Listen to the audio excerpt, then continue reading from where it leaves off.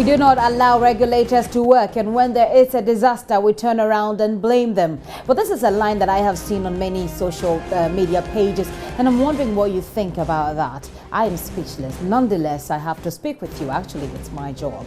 Our minds are blown as a nation, but we must keep talking, else tomorrow will be another day and life goes on. Business as usual, just as it seems to me we treated the June 3 twin disaster. I dare say we all went to sleep after former Minister for Environment Mahama Yaga went on a fuel station destruction rampage.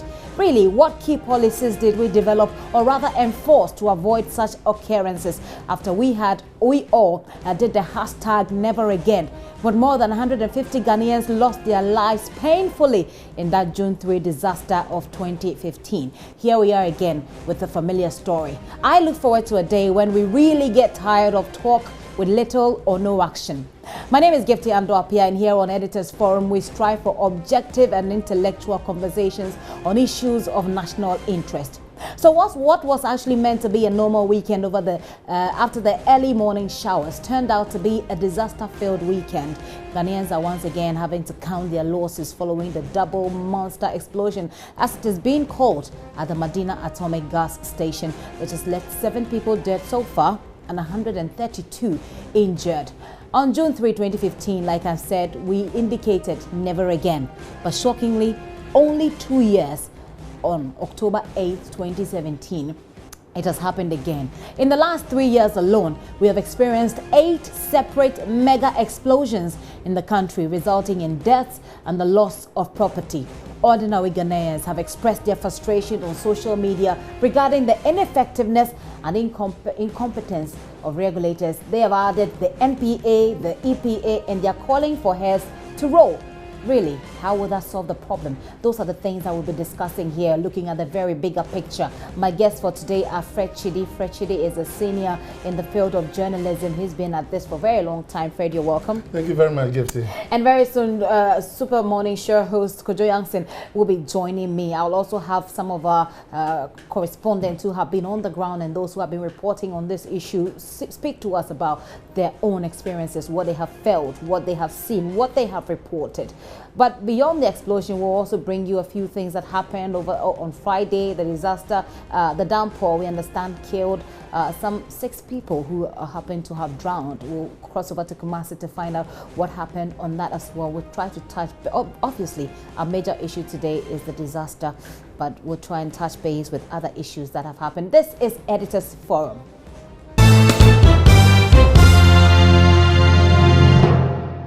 That if health and safety issues are considered in such a instance, we will not be having some of these things. I mean, we just have to be careful in the way we do our things. If a tanker has come to discharge, there are certain standards, safety standards that you have to follow. And this is a global practice. It appears that in this country, we just take everything for granted. And then the worst happens before we wake up. It's quite unfortunate. I mean, there are some people who say that, city authorities, a lot of people, can be held responsible for some of the explosions that we've been, seeing in Accra. They say EPA has a role to play. The Accra Metropolitan Assembly itself also has a role to play, because you issue permits sometimes to some of these filling stations. We didn't issue permit for people to come and discharge gas for it to be caught fire. I mean, that is not. The concerns that people are raising are that people are raising. The filling stations are sited in places very close to where people live. Well, I mean, let me explain to you. The issuance of permit for people to site a fuel station goes through a lot of procedures, and a lot of stakeholders are considered. In the approval of permit, first of all, EPA has to check and give a no objection to the permit. In fact, the city authority gives approval as a last resort when they have gone through all the processes from MPA, EPA, and then before they come to the city authority. So we looked at all the reports from the respective agencies before we gave our approval. And in the Accra city planning, there are areas considered strictly residential, there are areas considered mixed use, and there are also areas considered for industrial purposes. So when an area is declared as mixed use, it means that you can also allow the fuel station to also be sited. However, I mean, my personal view is that we should also consider the number of fuel stations also springing up, because if on one stretch I drove on the West Legon Road and I saw close to about 10 fuel stations on just one road, I mean, that for me, it doesn't even make economic sense. There are about 4 of them on the stretch. Yes. Yeah. Of course, that's what I'm saying, that you might have counted 4 here, and I'm saying that from even on West Legon, have counted about 10, and there's more even springing up. So some of these things must also be considered.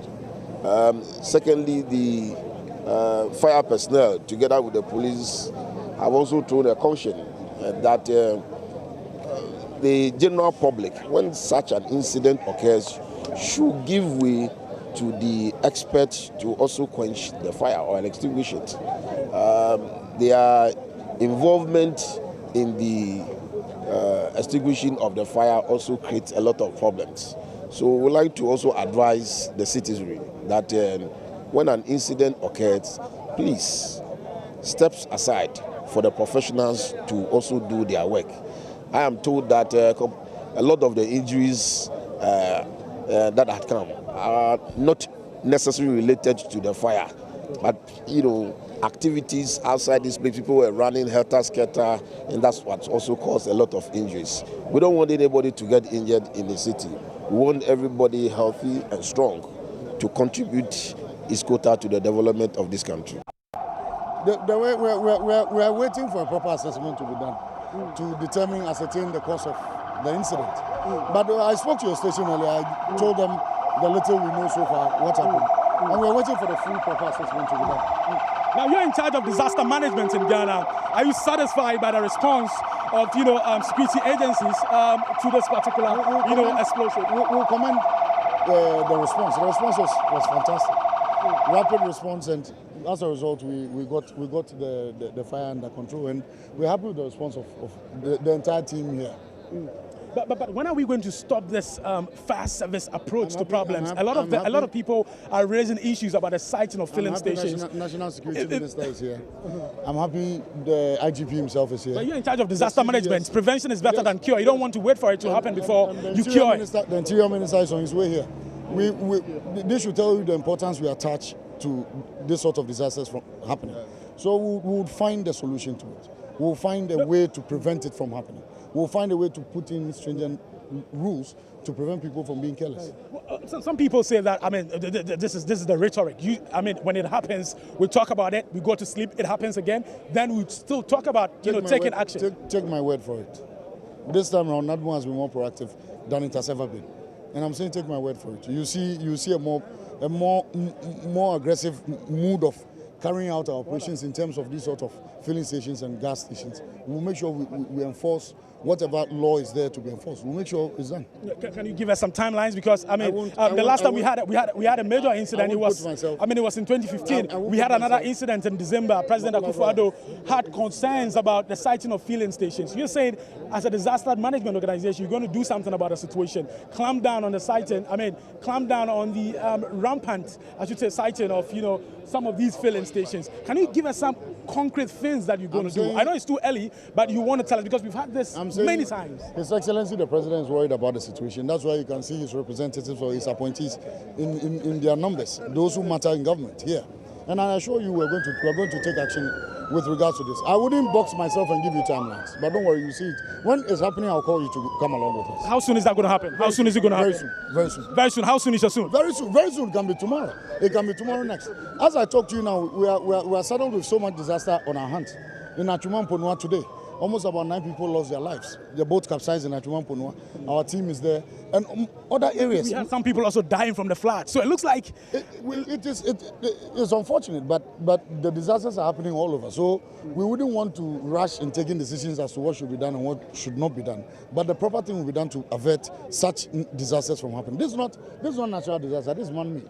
If it's natural, there isn't much you can do about it. But this is man-made disaster. We should be able to put in tighter laws and put in a lot of things to make it known. A lot of people I've been speaking to here are calling for relocation of, filling stations like this one.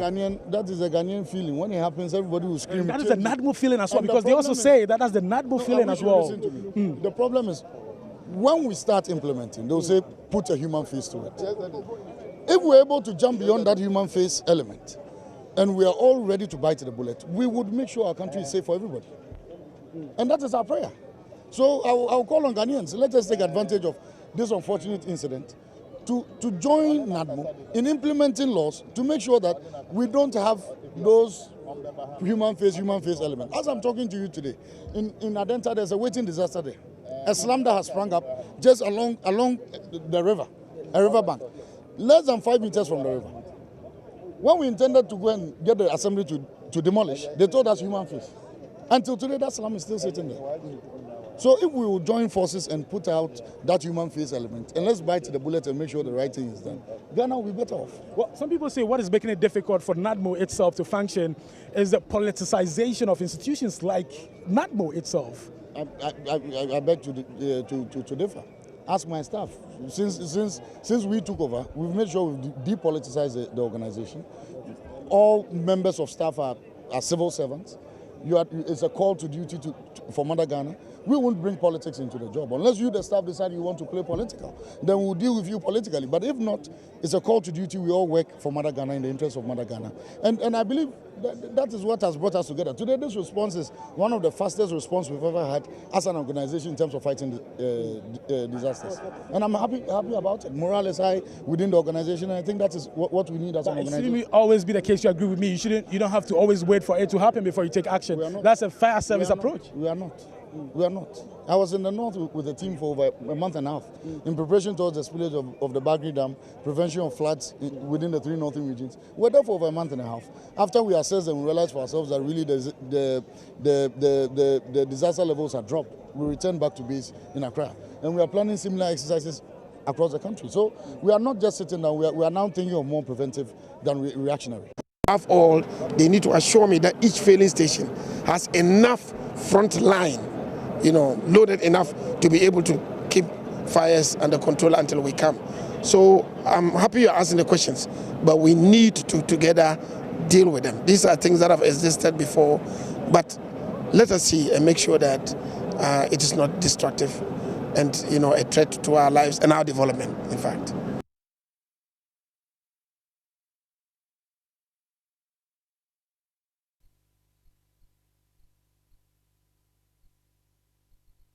You can see at the background quite a number of relatives are here, all trying to see their relatives and trying to find out how they are doing. But I have one with me here.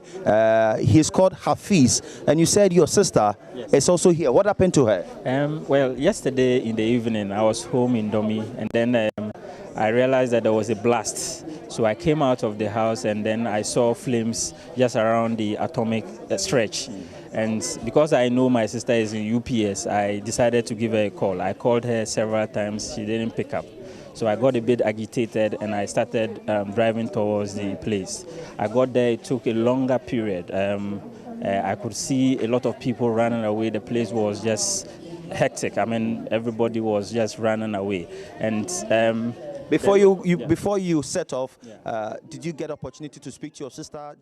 Had you been able to reach her? No, I called several times.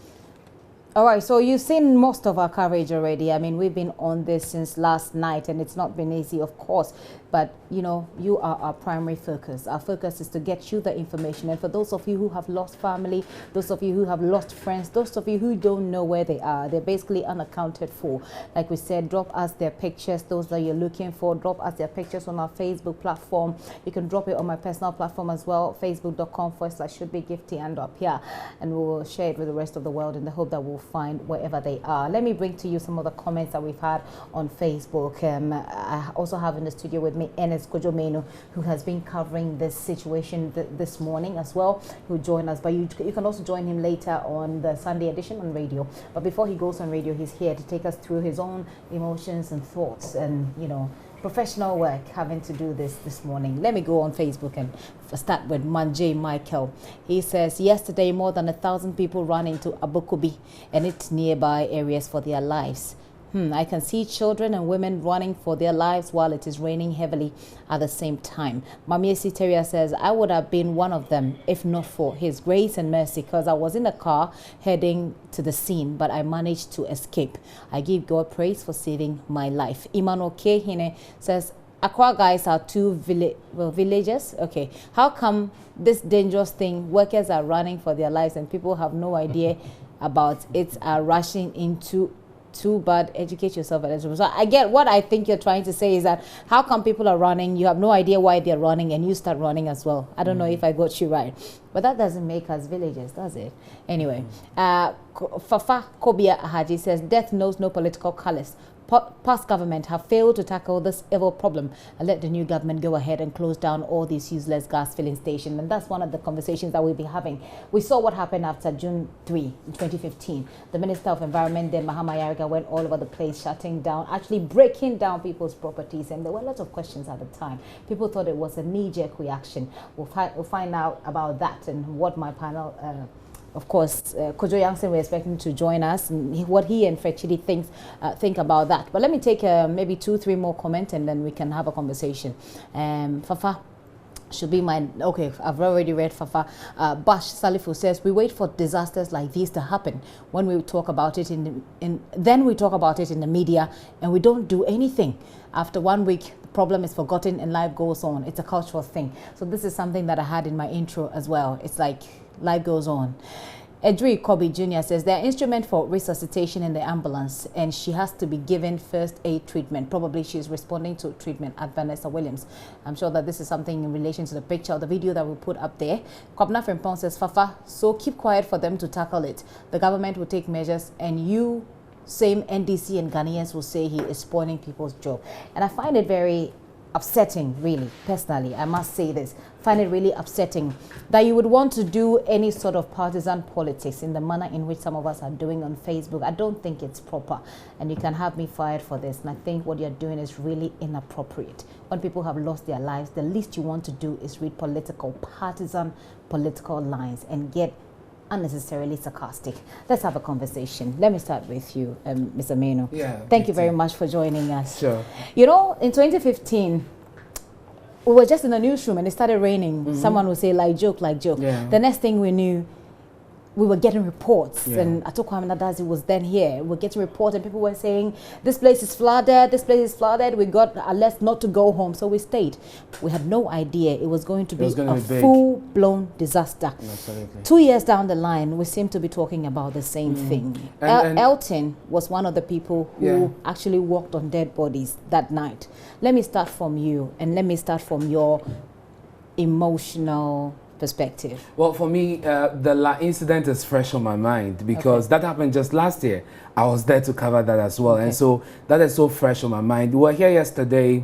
I was getting ready to go home. But, you know, sometimes you don't have control over the news. So this just came in and immediately we had to mobilize and get ourselves together to be on the ground. It was just myself, Martha, of course, we had Bernice around, and then Maxwell. Maxwell was not on duty, but he was here to do a few things. So the initial plan was to go together. So we anticipated that it was going to be a long night. So he does it for about 2 hours and I pick it up. But of course, we didn't have a full team. You underestimated the time that exactly. So what we decided was to allow Maxwell, go to the scene. We'll start from here with eyewitness accounts, and so we started reaching out to people. Mind you, I'm just coming out of the university, so I'm very familiar with that area. Okay. I thought you were going to say oh. You've been spending too much time with your good friend. I thought you were going to say I'm very familiar with the theory, and now you were beginning to feel exactly. Well, that is true. Right. That is also true. I mean, it goes for that as well. But I'm very familiar with the place because I have friends in those hostels myself. I used to be a pent, and so immediately I started thinking, let's call someone. Let's call my roommate, my former roommate. We have friends there. Let's get their account because it is more likely they're going to see what happened. Yeah. And so we tried to do that. We got eyewitness accounts, and in no time, Max Abdullah was there to give us, up to the minute report on what was happening. I must say that, yes, at the start we underestimated this, but when I began seeing the pictures, when Maxwell started painting the picture initially to us on phone, then I realized this was big and a lot of harm, will be caused, a lot of destruction, and of course lives will be lost. I was hoping that it wouldn't get to the TF hostel, which was very close to the Atomic Junction. Eventually, no life was lost, but of course the students were affected in some way. A lot of them had to run for their lives. They had to go all the way to the main campus. Some fell. There was a stampede. You can imagine. It's a big hostel. And so, I was very much emotionally attached. But you have to move on and get the story done. So you did just that. You moved on and you got the You story. had to do that. You just had to do that. When I called my roommate, for instance, I had to ask him, Kwesi, how are you doing? And he says, I'm fine. And then the next thing was to get him on the line to speak to Bernice in the studio. I mean, it sounded almost insensitive, but that's how the work is. That's how so you see, don't blame us. We really do feel very attached to some of the stories, but you see, as professionals, you just have to step aside. But after that, there's still a lot more work to be done on your own psyche, and that keeps you going. Having spoken about that, and you may have to leave us in a bit. Just let us know when it's good for you to leave. Sure. But let me bring you into this, Fred. What do you make of local media coverage? Let's start with that, and then perhaps we can go into the international media coverage. Well, my initial comment will be, the talking point has begun, as usual. 2 years ago, nearly 2 years ago, I was at the center of the coverage when the twin disasters that happened at the Kwame Nkrumah Circle. And never again, it was a huge banner, you know, and even as of today, when I was coming in here, right underneath what we call Dubai, the Kwame Nkrumah interchange, there is an effigy of plastic bags that was made as a human being carrying another human being, and underneath it you see never again. When I saw it, it drew my mind back to what we saw that evening at the Kwame Nkrumah Circle, and then later on days after, and then the effect that it had. In terms of coverage, I think that when it happened, I was driving, and then there was breaking news at the time, and so the local media, of course, I mean, this is like cocoa season for journalists. Oh, that's not fair. No, absolutely, that is what it is. Cocoa season. Well, if it's bad news, because cocoa season is when you do. You harvest, right? It's when you harvest, like you right. It's right. That's what it's and fun. you have some personal gains. No, you don't necessarily have to have personal gains. But what news people do is, when there is a disaster of this magnitude, people hop on it. They jump on the story, looking at different angles. We are editors forum. As at this time, I know my colleague editors will be thinking about which angles to take. So that is why I said it's a cocoa season, in the sense that it is an avenue for us to really show our exploits as journalists. Okay. So the local media did a lot of coverage. There was a lot of live reports, and I listened to your network, Joy FM and all of that.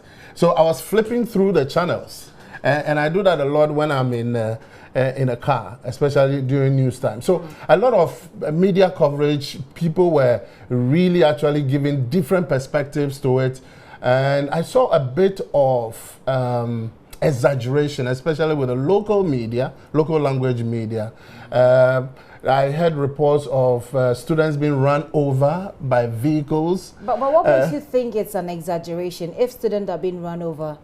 Well, I think that the way it was reported with glee. Can you replay? No, I'm not able to speak. I'm not able to speak. I understood what they were saying, but you see that the energy with which we report the disasters, sometimes our emotions will have to come to play because you're talking to people, you're painting a picture with your words. So the kind of things that you say, you know, and of course this has been an old tradition where when, for example, when there's a rape case, you see how the account stations will cover it and the way they describe it, the graphic description and so on.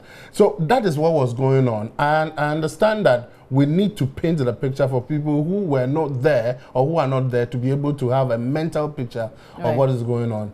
And so that is what I saw in the local media. And then much later, especially this morning, BBC reported it. BBC. We'll get to the international bit and how they report, but I think that Kojo Menu will have to take leave of us. Let me take your final comments, Kojo.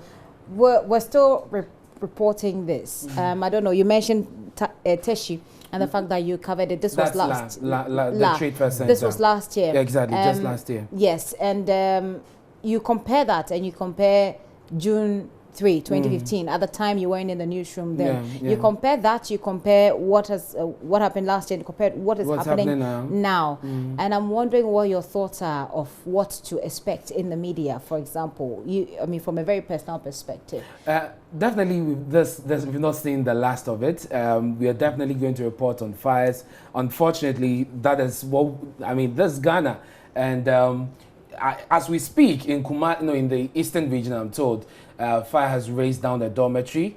And so we're definitely going to report on them. But hopefully, I'm hoping, and I'm taking the Vice President's word for it, that the next time we'd have to report on any fire disaster, it will not be because of negligence, because the NPA didn't do its work, because the EPA didn't do its work. But it should be for some other reason that we can pardon, and some other reason that journalists can accept. But in all fairness to these institutions that you've mentioned, how sure are we that they are to blame? Because people will be furious, and they have all the right to be furious. Well, initial reports that we have suggest that the Ford tanker was offloading some LPG gas into the storage of the gas station at the Atomic. Of course, we know that the owner of that gas station has, debunked a lot of claims, but the police is still investigating. But the point I'm making is, we still have issues with the sighting of these gas stations,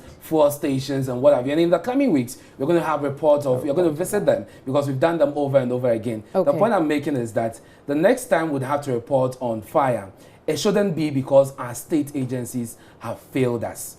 Something else that maybe we can pardon. Well, hopefully you won't be disappointed there. I have to be very careful of what I say on radio. But there are times that I do lose hope, I must confess. But I think that it's not time that we lose hope. It's times that we are able to. It's about time that we keep talking and not lose hope. Well, so, Ernest, thank you very much for joining us. Let me make a quick point. Kojo Menu has to leave, so you should go and do the... You're talking... He has to go and do the Sunday edition, but we'll continue with the conversation right here. Please go on. Yes, what I wanted to say is that, you see, sometimes we journalists, we say that we must remain dispassionate. We do not have to put ourselves in stories.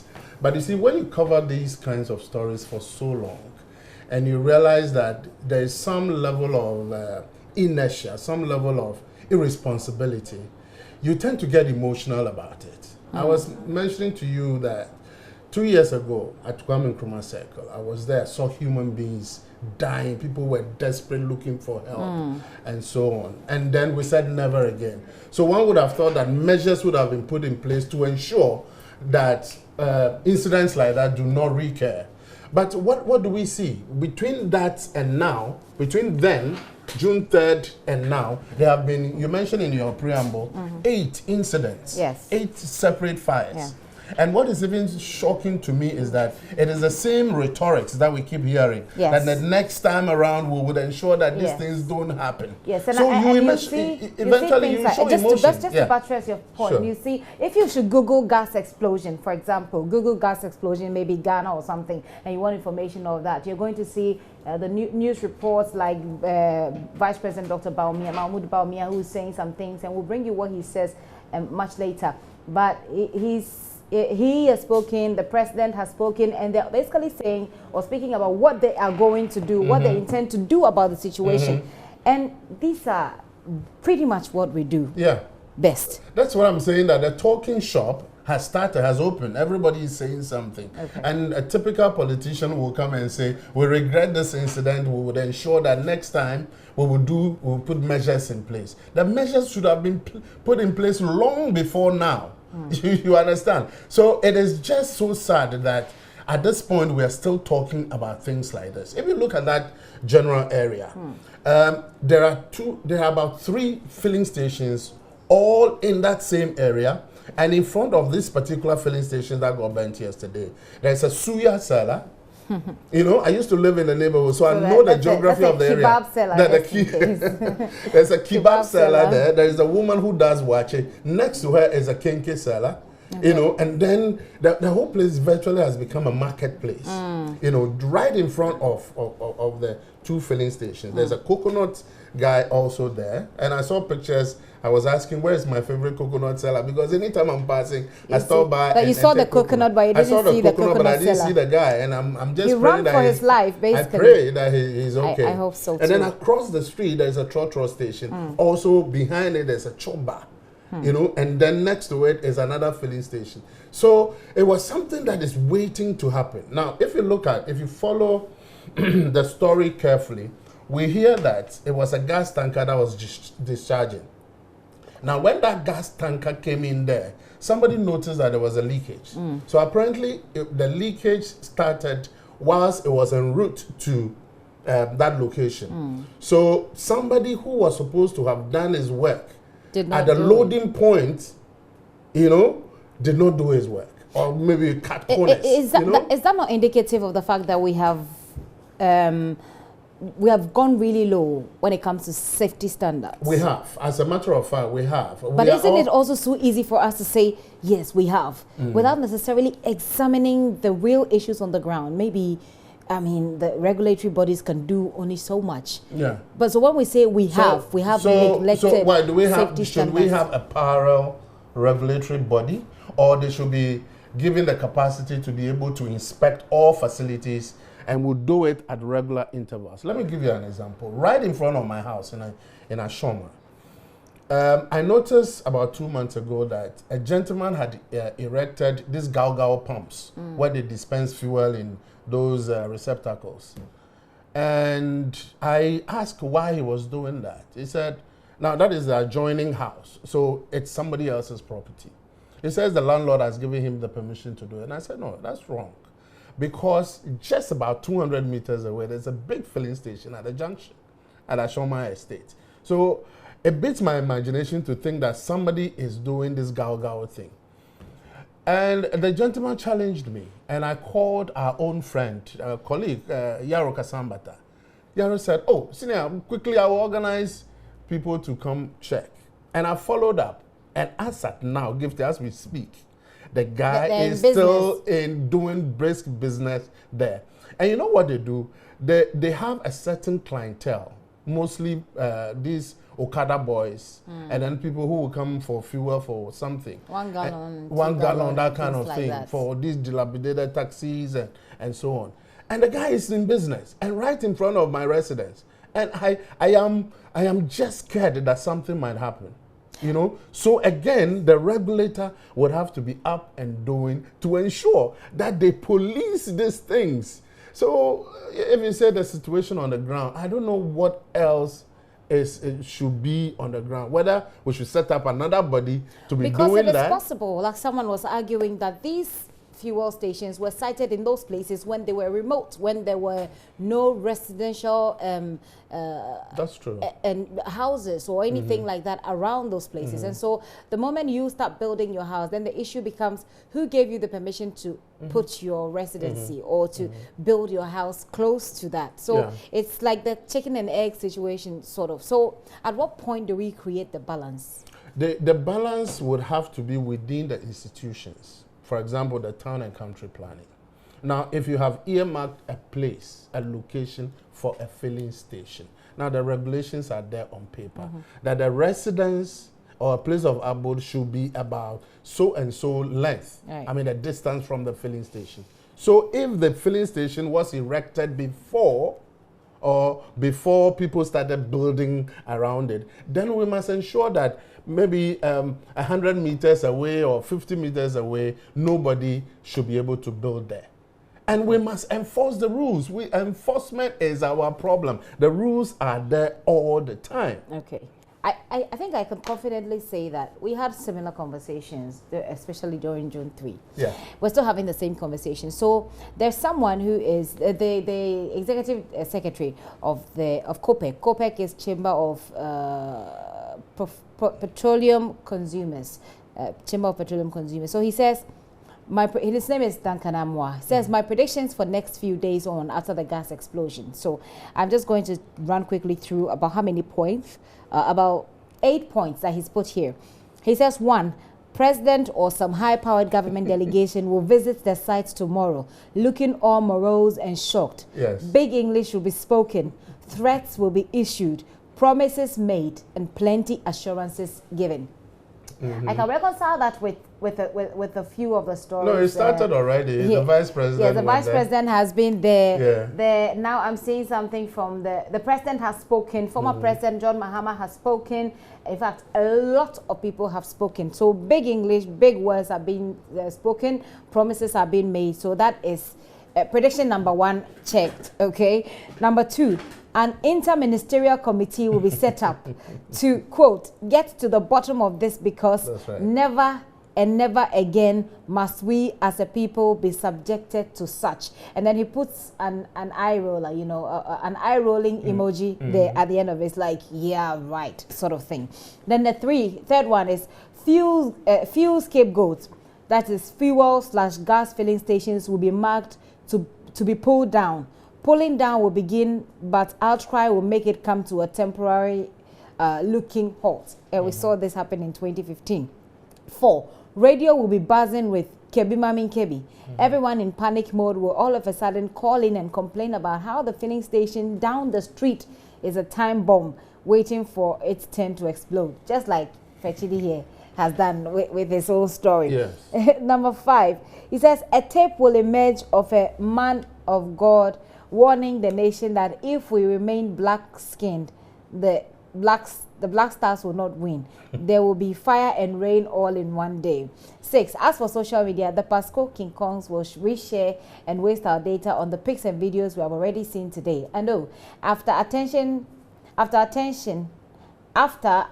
will turn to photos of charred bodies and burnt cars. A fund will be set up for victims and their families, and a year down the line, as usual, embezzlement will make the fund a joke and the victims' families worse off. We will wait for the next disaster to restart this cycle from number 1.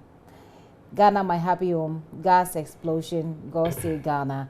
We are watching COPEC. This is Duncan Amwa, Executive Secretary of COPEC. COPEC is Chamber of Chamber of Petroleum Consumers. Yes, I got it right. Yeah. Okay, so Duncan, I'm sure if you're watching, you have checked some of your predictions. Let me take your thoughts on this. Yeah, I think that Duncan, that is it. I mean, these things are not difficult to predict because if they have happened over and over again, and there's a certain trend. This is exactly what will happen. What will happen? So we have seen it, you know. So when it happens, we check. We check, all right? And already there is a statement that supposed to have been released from the presidency. And I have a copy here. Unfortunately, I believe you should have. I would have. Yeah, unfortunately, this thing was dated October the 8th. I don't know. Let me find out from the production team. Are we able to put this on the screen? The letter from the presidency. Was it from the presidency? Yes, from the presidency. Yes. This So is coming from the presidency. And it says that the government of Ghana expresses its condolences to families of deceased persons and its best wishes to persons injured at atomic junction gas explosion. So, I mean, this is it, the rhetorics as usual. Right. But I just want to believe that new dispensation, new government, let's see how I will be looking out for some what of different they do. What are they going to do differently this time? Well, you know, the first instance, we've seen them check our boxes for the first instance anyway. Yes. We've seen government, I mean, but it would then also look very insensitive if government officials did not show up at the place. If the media entourage did not follow them to the place and to hear them speak to the people. Yeah, I mean, this is what you naturally do. So really, why should we really be bashing them for doing that? No. We are not bashing them for showing up. It's fine. It's, I mean, you are being sensitive to people's plight and so on, and then you read the quoted statement and the things that have been said over and over, the recycled information, you give it back to us. That's fine. But I'm saying that from there, what else? What the committees will be set up to investigate what happened, and eventually the report will be out. So now the recommendations. What do we do with the recommendations? We are living witnesses to what happened at the June 3rd. The report came out, we know what happened. As at now, we don't even know what is happening to that location. Apart from that effigy of a plastic bag that we see at the place. The victims that suffer, the victims, those who are alive, carrying the scars. What is happening to them? They keep complaining and so on. And then the institutions that are supposed to be policing all of this, the NPA, the National Petroleum Authority, and then more especially the Environmental Protection Agency. What are they going to be doing next? You mentioned that let's look at the situation on the ground. Maybe they don't have the capacity. So let's resource them. If they need people to be going around inspecting these filling stations, we need, safety. We can't compromise safety, Gifty. It appears we have. So where really do we go from here? But before we even go to where do we go from here, let's look at how international media has covered this story actually. Let me start with the BBC, for example. So the BBC, so we're doing some sort of a content analysis here. BBC says their password, their headline says, Ghana's capital rocked by huge gas blast. If you could go a bit down, so we could perhaps read the first paragraph. Yeah, read the first paragraph. So it says huge explosions have rocked a fuel depot in Ghana's capital Accra, leaving at least 6 people dead. The blast sent a giant fireball into the sky and forced residents to flee the Atomic Junction area in the northeast of the city. And that's according to officials. If we could play a little bit of the video, I'm sure we've seen most of them, but we're just doing a bit of a content analysis. Let's look at how the BBC, for instance, has reported it. When we're done, we can have a look at how the CNN has reported it. We saw some videos going on social media. So this is how they reported as well. And that was the moment where the explosion started. And this was at this point, I am expecting that it was a very crucial moment because And you look at the firemen there, they themselves don't look very safe for me. So there they are trying to put up the fire, and that's the picture we have on BBC, on the BBC website. So, well, let's take it one after the other, if we may. After the BBC, we'll have a look at the CNN. We'll check out what the DW is reporting. We'll check out what Al Jazeera is saying, and we'll look at also at the Guardian. And on the Guardian, there are very interesting comments that came on the back of the Guardian. What are your thoughts? It looks pretty simple, straightforward, the BBC's reporter. Well, yeah, it's one of those stories in journalism that you don't need to work hard because the story is unfolding. The story presents itself. Yes, it's unfolding right before your eyes. So it depends on which angle you're taking it from. If you're doing the camera work, which areas will give you that compelling visuals that will make people want to watch you. What do you think? Why do you think the international media seem to have taken such a huge interest? in this particular story? Because even, for example, with the June 3, it took a while. Yes, it took a while because it's because it has happened too many times. Ah, okay. And it seems to be the same things over and over and over again. And you know, this international media, they have correspondents here. Our own colleagues are working for them. And so what would tickle your fancy in terms of news would tickle their fancy as well. Okay. So whilst you're moving, they're coming with you. So, and of course, it's a disaster. And I mentioned the cocoa season thing. The analogy didn't settle down well with you. But once it's bad news, I mean, it is good news for the media. Yeah, it does sell. So, you know, that is why. But there was something striking for me, the attitude of first responders, talking about the fire service, the emergency response, and all of those.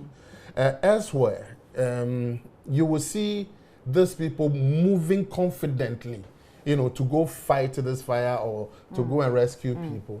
Now, but in our case, sometimes you see a certain level of lethargy. I'm not sure whether it has to do with the equipment, whether it has to do with training. And you know, when there was this similar incident at the Coconut Grove, our friend Billy Anaglate will say that the fire service doesn't have the capacity to fight fires above a certain the third level, maybe the 12th floor or something like that. And so that is it. So these things are recurring, and I am just concerned about the preparedness of this first responder, the ambulance service. There are so many issues about ambulance, and then also the fire service. Do they have the capacity to fight this kind of fires? And you saw them. We saw them in the BBC visuals where some of them were getting closer to the fire. I mean, these are heroes. Yes, putting their life. I mean, they're going right onto the front line and doing that work. So they should be. Where people are running away from the scene, they have to because it's their job. So if you don't resource them properly and you don't give them the incentives that makes them want to put their lives on the line like the way they do. Do we as a nation have the moral rights to blame them sometimes when they don't deliver as we expect them to deliver?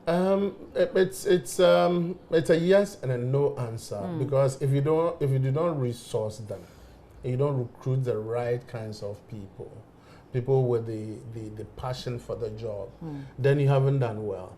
In the same way, if you don't, if you get favorites into the position, you haven't done anything either. So for me, it has to do with people getting the institutions being resourced properly, making sure that what they are supposed to do, they know how to do it, and then take them through training.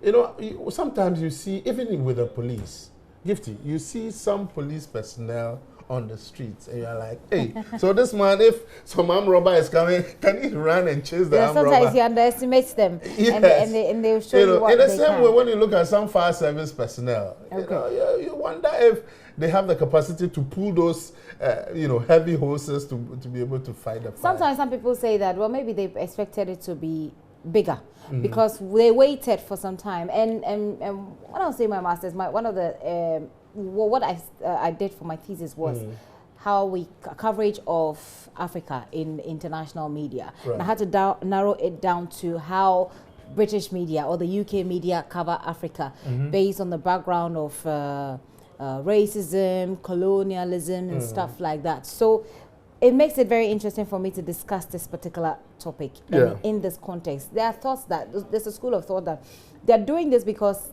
in the previous disaster of 2015, they delayed, and it ended up because they probably didn't think it was a huge number of casualties involved, and then it ended up having to be that over 150 people had died. Yeah. So perhaps that they're taking this more serious because of what happened previously. Let's look at CNN and how they reported. The CNN says, very pretty simple, straightforward headline: 7 killed, dozens injured in Ghana tanker explosion. And that story is by Stephanie Busari and Eugene Owusu for the CNN. It says a tanker exploded near a gas station in Accra on Saturday, killing 7 people, officials in Ghana said, and dozens of others were injured in the blast, said presidential spokesman Eugene Ahin.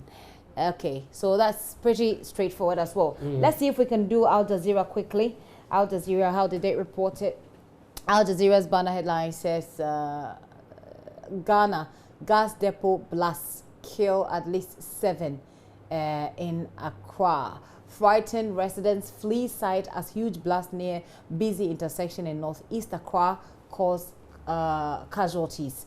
And that's according to officials. Let's look at the video. It looks quite traumatizing. Can we play a little bit of that video on the Al Jazeera? Yeah, wow.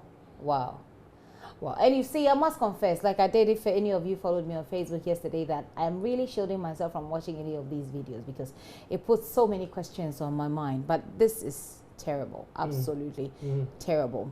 All right, so that is Al Jazeera. DW, can we do DW? Production, can we do DW? Okay, so we'll get to DW in a bit, and then we'll also go on to look at how the Guardian reported. And I let Guardian be the last because of some comments that came on the back of Guardian story. So Guardian tweeted a story, and there were lots of comments that you might find quite interesting. Really? So I'd like for us to see that one as well. But let's go to, what was the last thing we're looking at? Guardian, the Guardian. DW, did we get it? DW, did we get the DW production? Did we get the DW? Okay, we'll have it, but we'll go to it. But whilst we wait to finish up the conversation on how international media covered it, I don't know what your expectation. I have seen Duncan Amo's expectation of how it's going to go, and you will admit that it's not far from the truth. No, absolutely not. But as to whether or not it is, what should that make us do? Or should that make us so angry as Ghanaians that we demand? Because I think we talk a lot. Yeah. But is it that people are not listening, or is it that we're not saying the right things? No, we're saying the right things. People are listening, but the ability or that energy to say we are doing the right things henceforth is what is missing, because people have stakes in so many of these things. Now, you remember the earlier, maybe a few years ago, there were talks about who owns some of these filling stations. And we do know that some politicians own series of some of of these filling stations. So, and we believe in this big manism thing in Ghana so much that they say, hey, this one is for the big man, so you don't touch it. And so people are doing the wrong things all the time. And then also the people, the middle level management. For example, the filling stations may belong to a big man somewhere, but he's not the one that comes to run the day-to-day things there. There's somebody who is there and doing the job. Now he comes to work. What is he supposed to do? You're supposed to check a few things that they're done right. Sometimes people in leadership, they will come and then depend on their subordinates to do the right things by saying, have you done this? They have a checklist. Without necessarily checking whether they've done the right thing. So that they come to the office and then look at the items and we check, and say, oh, okay, fine. He drops it. He gets on his phone. He crosses his legs. At the end of the month, he gets his huge salary, gets all the allowances, free fuel, free maid maybe, free police guard, etc., and life is good. So Gifty, the manager does this. Now the subordinates look on and then eventually know that, oh, as for the boss, when he comes, once the thing is checked, that's fine. So then they will also begin to cut corners. For example, this particular incident that we are talking about, that this gas tank, the tanker was leaking before it even got to the filling station. Okay. And I said that it probably was leaking even at the loading point, which means that the manager there assumed that all was well and passed it. Yeah. And then he traveled from wherever, maybe Tema or somewhere that he loaded LPG, and then went through the motorway all the way through Legon into this place, and then started discharging, and then all of a sudden, boom. And then also, one thing that is of interest to me is whether or not it is safe to site gas stations close to filling stations. Okay. So let's go to DW and then come back to that point to wrap up on that conversation. So DW says Ghana gas station explosions rock capital Accra. 2 gas stations in Accra have exploded, killing at least 7 people. The blast sent a fireball into the sky and were heard and were heard, seen, and felt across the city. A tanker carrying natural gas, so they go on to provide the details, and then a tanker is believed to have exploded at a state-owned Goil liquefied natural gas station in the Legon suburb, causing a petrol station across the street to go up in flames near the city's Atomic Junction. That is DW. Let's get to see. The video must be the same, I guess. Let's try and see what we have there. So this is a video for DW. Is it different? It looks different. But it's pretty much pretty much the same. It's the same incident, isn't it? Yeah, right. Is this Guardian? I'm told this is Guardian, actually. This is Guardian. Okay. So this is how the Guardian is reporting. And the Guardian is the last international news portal that we're looking at. The Guardian newspaper, very popular in the UK and also very popular among Ghanaians. I think we like to get to the Guardian for a lot of our information. It says gas station explosion shakes Ghana's capital. So far, this is the different headline that I have seen so far. The one for the international coverage, those without the figures. Says unknown number. That's how the Guardian is reporting it. Unknown number killed after blast at natural gas station sends giant fireball into sky over city. Looks like a different video here. Shall we play a little bit of it and have a look at how that looks? In the meantime, there's still a bit more information down there. Yeah. If we can scroll down whilst we wait for this. So a natural gas station in Ghana's capital, Accra, has exploded, killing an unknown number of people, a government official has said. And I believe they are quoting, oh, this is Kojo Nkrumah. I thought it was Eugene Ahe. So unfortunately, there are some fatalities, and we are working to have the numbers. The Deputy Information Minister, Kojo Nkrumah, told a local radio station. They are, and I'm suspecting that this is Joy, because Kojo spoke to Joy FM this afternoon. There are quite a number also injured. He said the initial blaze was largely under control and that about 200 police officers had been sent to the scene. If we don't have the video, let's look at the very interesting comments that this story, when they tweeted it, actually attracted. Shall we? Okay, so. Gifty, in the meantime, looking again, watching the videos, and you see that fireball. It's scary. Very scary. And we should be even thankful that so far the death toll is just about 8. Because if you look at that environment, and I was telling you the kind of economic activity at the area, and then we are saying that only 8 people have lost their lives, we should be thankful to God. We just pray that the people who are injured, we do know that some of them have, life-threatening injuries and so on. We just pray that the injury and the death toll does not rise beyond 10 or more. And then the earlier point that I was making about whether or not it is appropriate to have gas filling stations situated close to filling stations. Well, somebody will say that, well, they virtually are doing the same job. But you see, when this thing happened at that gas filling station, quickly within minutes, there was a second explosion at the filling station. So, I mean, that is something that we should be thinking about. There are filling stations also that have within the same premises, a gas filling point. Should we also allow that? Should we sanction that? I think that is something that this current administration is looking to do. I think they talked about building these gas plants where we don't have to go to the gas station to fill our cylinders, for example, for the gas that we use at home, to fill our cylinders. And what happens is that you just go and you exchange your empty cylinder for an already filled one. But actually, the comments that I was trying to refer to is actually from the Daily Mail's report. It's from the Daily Mail's report. So this is their headline. And if we could just scroll up a bit, it says, Monster Fireball lights up the night sky in Accra after Atomic Junction petrol station explodes and forces thousands to flee for their lives. Shall we have a look at the comments? This is the Daily Mail. So there's this guy called Chris Stephen, and he says yawn. So it's like basically yawning at that particular story. Craig Ward, whatever, says lovely. And I don't know what he's saying lovely to. I don't know if is it that he doesn't understand the story. What's the problem?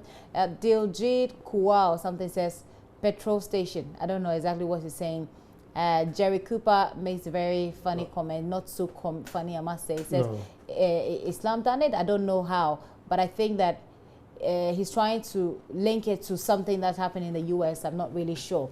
Ariel something, Zorilla something says, pray for gas station. And the next comment says, who cares? So it's like basically saying, it's a guy called, yeah, who cares? Like, so it's like you're reporting something to him and saying, who cares? Then Teresa Mills says, hope you're okay at PETA. And I think there's somebody who knows here in Ghana. Paul Walsh says, so, okay. So he's trying to say, so what? So what? You see, that also brings to the fore. And just the two last comments says, another person says, who cares? Another person says, and why should we care? So you see the trend of apathy. People can't be bothered. Okay, serious These note. are people outside of Ghana, aren't they? These are all people outside of Ghana. It says, ISIS have claimed it, and the person laughs and says, on serious note, hope people are okay, he wants to say. The most spectacular thing, and this guy says the most spectacular thing that's ever been seen in Ghana. His name is Rick Hardman or whatever. Diana Norman says CIA will blame ISIS so the US government can move in and facilitate counter-terrorism measures. Please leave us in peace. We're not fighting terrorism as it is now. We're fighting it as a global, but we don't have terrorism in this country. And the Green says, breaking news, petrol station in Ghana actually has petrol. I find all of these comments quite demeaning and disrespectful of Ghana, and I don't know if I'm alone in this. No, you're not. I share those sentiments with you.